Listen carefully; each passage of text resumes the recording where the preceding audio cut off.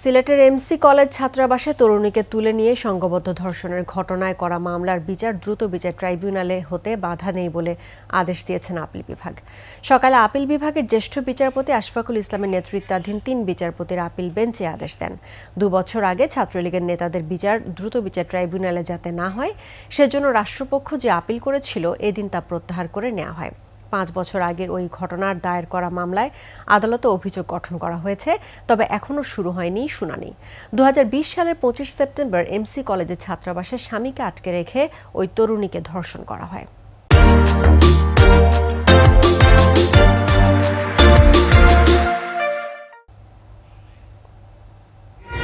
প্রায় ২ বছর পরে সেই মামলাটার শুনানি হয়।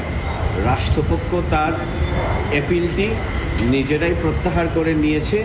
এর মাধ্যমে মামলাটি দ্রুত বিচার ট্রাইব্যুনালে ৩০ দিনের মধ্যে স্থানান্তর করার হাইকোর্টের যে আদেশ ছিল সেটা বহাল থাকলো এবং এই আদেশের মাধ্যমে আমরা যেটা মনে করছি এই ট্রায়ালটি এখন ত্বরান্বিত হবে।